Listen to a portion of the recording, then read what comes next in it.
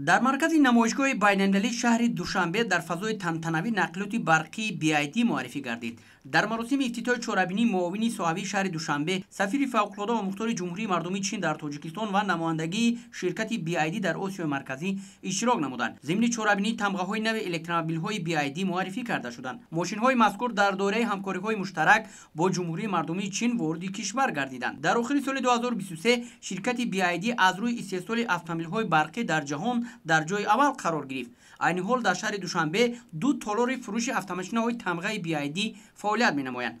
حجم فروش اتومبیل‌های BID در سال 2023 به زیاده از 3 میلیون عدد رسید که در مقایسه با همین دوره سال گذشته 62.3% افزایش یافته. طوری به مشاهده می‌رسد امروزها در پایتخت مملکت شهر دوشنبه تعداد الکترومبیل‌هایی که به مسافرکشانی مشغولند با سرعت می‌افزاید.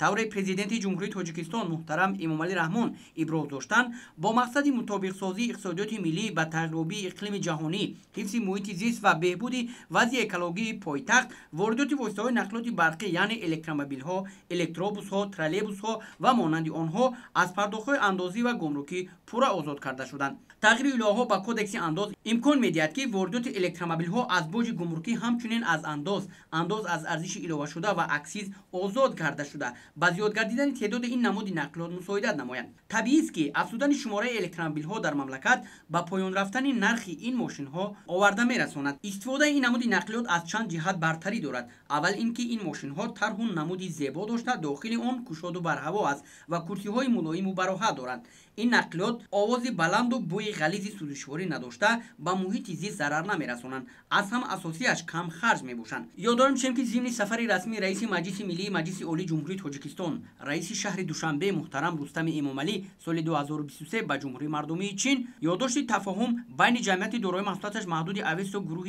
جمهوری تاجیکستان و شرکت جینچوئن جمهوری مردمی چین اوید به تشکیل بنیاد و اداره‌کنی کارخانه‌های مشترک اوید به استحصال الکترومبیل‌ها در جمهوری تاجیکستان با اقتدار استحصالی 1500 автомашина در یک سال با مبلغ 25 میلیون دلار ایالات متحده آمریکا به امضا رسانیده شد. با باور کامل میتوان گفت که بعد ساختمان کارخانه مشترک تاجیکستان و چین اوید به استحصال الکترومبیل‌ها مسئله گرانی نرخ الکترومبیل‌ها دسترسی قسم‌های احتیاطی آن در مملکت حل خود را پیدا نموده استفاده این نماد نقلیات که با تازگی محیط زیست سازگار است باز هم می‌افزاید. بازار نقلیات برقی در تاجیکستان در مرحله تشکلیابی است.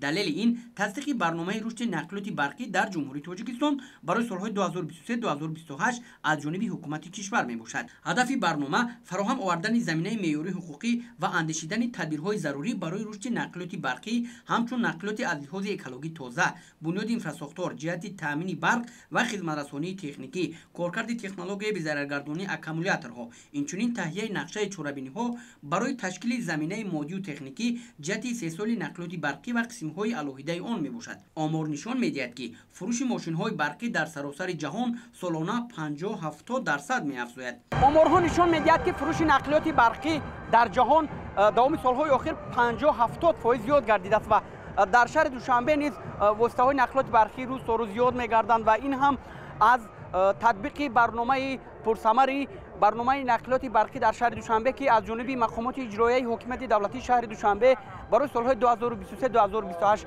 عملی گردیده است گواهی می‌دهد و طی سال‌های اخیر وسایل نقلیات برقی در شهر دوشنبه زیاد گردیده است که این هم با مقصد سهمگذاری در اقدام شهردار دوشنبه یعنی به شهر سبز تبدیل دادن شهر دوشنبه و اینچنین زیاد گردیدن وسایل نقلیات برقی با تازه نگاه داشتن حفظ محیط زیست شهر دوشنبه نیز مساعدت فعال می‌کند. حافظ محمد علی نوروزی سنت الله مرکز نمایشگاه بین‌المللی جهان‌نما.